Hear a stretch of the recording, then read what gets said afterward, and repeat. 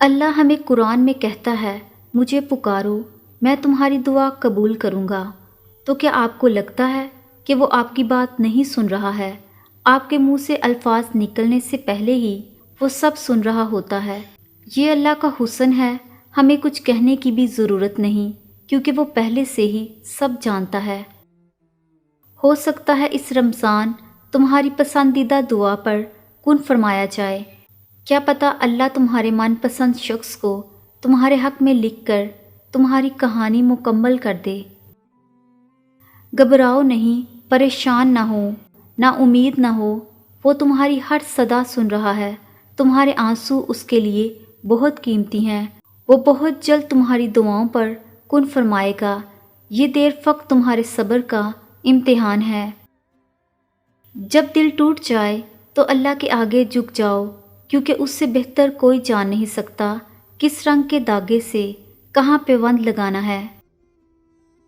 جس کو محبت ہو وہ آپ کو سب میں سے چن لیتا ہے، آپ کو منتخب کرتا ہے، آپ کو اپنا قرب دینا چاہتا ہے، آپ کو اندھیروں سے نکال کر روشنی عطا کرتا ہے، آپ کو اپنی نظر کرم میں رکھتا ہے، آپ کو چھوٹی اور جھوٹی خوشیوں کی بجائے سچی اور ہمیشہ کی خوشیاں دینا چاہتا ہے، آپ کے آنسو محبت سے صاف کر کے ان میں ہنستی کوسے قضا رکھنا چاہتا ہے، آپ کے لیے آسانیاں کرنا چاہتا ہے، آپ کی تنہائی کا ساتھی، آپ کا بہترین محرم بننا چاہتا ہے، آپ کے زخموں پر مرہم رکھنا چاہتا ہے، آپ کی ہر بات سننا چاہتا ہے، آپ کو سکون دینا چاہتا ہے۔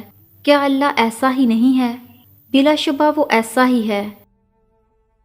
تمہیں بس یقین رکھنا ہے کہ جو تمہارا ہے اس تک تمہیں پہنچنا نہیں پڑے گا، بلکہ وہ خود راستہ ڈھونڈ کر تم تک پہنچا دیا جائے گا۔ یہ دکھ تو بس تمہیں اللہ سے آشنا کرانے کے لیے آتے ہیں، اور اداسی تمہارا امتحان ہوتی ہے کہ کب تک انتظار کرتے ہو۔ پھر تمہیں وہ سب واپس دے دیا جاتا ہے جس کے بارے میں تم اللہ سے بات کیا کرتے تھے، جس کے لیے تم راتوں کو اٹھ کر التجا کیا کرتے تھے۔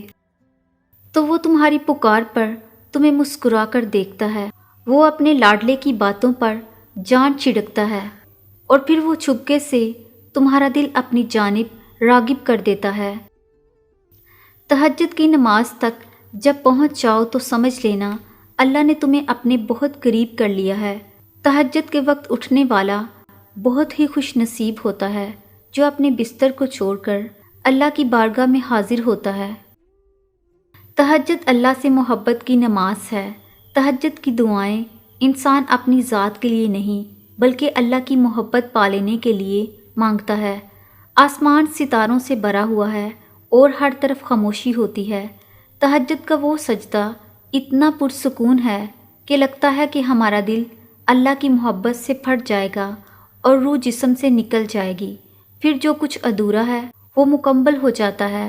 تہجد کی نماز خود ہی ایک سکون ہے۔ فلک، چاند، ستارے اور کہکشاں جس نے بنائے ہیں وہ تمہارے معاملات بھی بنا دے گا۔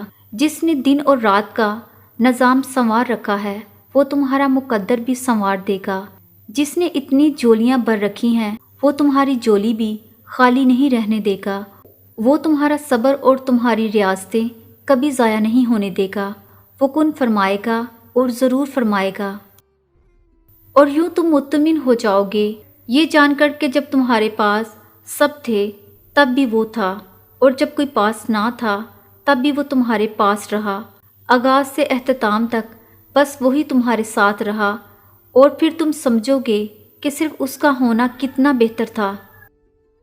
ہمت مت ہارو، دعا مانگتے رہو تب تک جب تک جواب نہیں مل جاتا۔ جب وہ تمہیں صبر کی انتہا تک لے آیا ہے تو یقین رکھو کہ آزمائش اب ختم ہونے والی ہے، اور پھر ہر اس چیز سے نواز دیا جائے گا جس کے لیے تم راتوں کو اٹھ اٹھ کر جولی پھیلایا کرتے تھے۔ اللہ تمہارے ساتھ ہے اور وہ ہمیشہ تمہارے ساتھ رہے گا۔ وسیلے وہاں سے نہیں بن سکے جہاں سے تم نے سوچ رکھا تھا، تو یقین رکھو کہ وسیلے اب وہاں سے بنیں گے جہاں سے کوئی بھی تصور نہیں کر سکتا۔ انسان یقین رکھے تو کیا کچھ نہیں ہو سکتا۔ جب ہم اللہ کی رضا پہ سر جھکا لیتے ہیں اور معاملات اللہ کے حوالے کر دیتے ہیں تو اللہ بھی پھر یا تو ہمیں وہ چیز دے دیتا ہے یا پھر ہمارے دل کو ہمارے نصیب پہ راضی کر دیتا ہے۔ جب ہم زخم اس کے ہاتھ میں تھما دیتے ہیں تب وہ مرہم کا وسیلہ بھی بیچ دیتا ہے۔ جب ہم صبر کر لیتے ہیں تب وہ ہمیں اس صبر کا صلہ معجزوں کی صورت میں دیتا ہے۔ جو لوگ اللہ کی کتاب کی تلاوت کرتے ہیں اور نماز کی پابندی کرتے ہیں اور جو کچھ ہم نے ان کو عطا فرمایا ہے اس میں سے پوشیدہ اور علانیہ خرچ کرتے ہیں، وہ ایسی تجارت کے امیدوار ہیں جس میں ہرگز خسارہ نہ ہوگا۔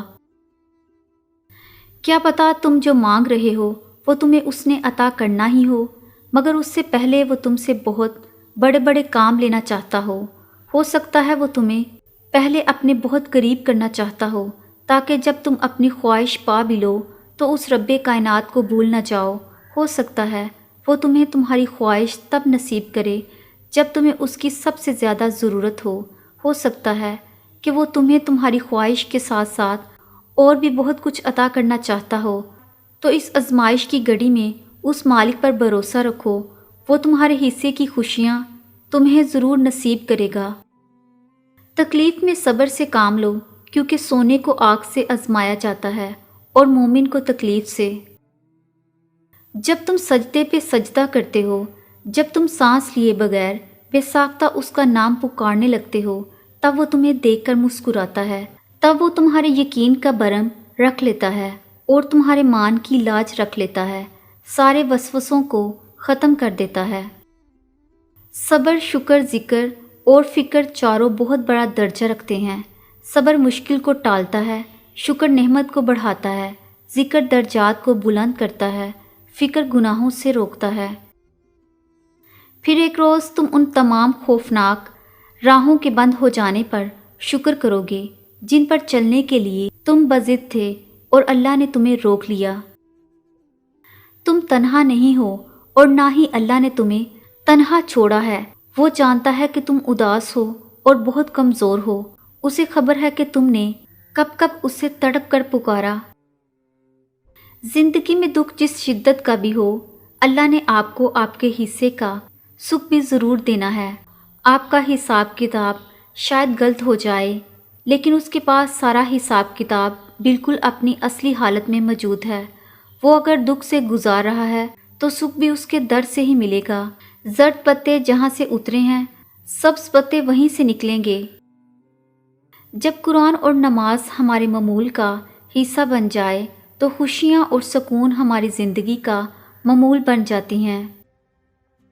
لوگ کہتے ہیں اچھے دل والا انسان ہمیشہ خوش رہتا ہے، لیکن میرا خیال ہے کہ اچھے دل والا انسان بہت زیادہ تکلیفیں اٹھاتا ہے، کیونکہ ایک اچھا انسان ہونے کے ناطے وہ دوسروں سے اچھے کی امید کرتا ہے۔ اللہ کے لیے ناممکن کچھ بھی نہیں ہے۔ تم نے جو صبر کیا ہے اس کا صلہ اللہ تمہیں ضرور دے گا، تم بس یقین رکھو۔ مسلمان کبھی مایوس نہیں ہوتا، مشکل ترین لمحات میں بھی نہیں، اس کے لیے کہ وہ یقین رکھتے ہیں کہ اللہ سب کا خالق ہے، کہ اس کے پاس یہ طاقت ہے کہ وہ جو چاہے اسے کن کہہ کر تخلیق کرے۔ اللہ پر یقین رکھنے والے مسلمان کے لیے سب کچھ مثبت ہو جاتا ہے، چاہے وہ مصیبت ہو یا مشکل۔ وہ مومنوں کا مددگار اور سرپرست ہے۔ ہر چیز جو اللہ تعالیٰ نے بنائی ہے بہترین کے لیے ہے اور جس میں بہت زیادہ حکمت ہے۔ حساس انسان کی سب سے بڑی کمزوری جلد بھروسہ کرنا ہے، اور وہ اس سے زیادہ تر نقصان ہی اٹھاتا ہے۔ مٹی سے بنے انسانوں کے ارادے کتابوں میں تھوڑی لکھے ہوتے ہیں کہ کب ہاتھ پکڑ لے کب چھوڑ دے۔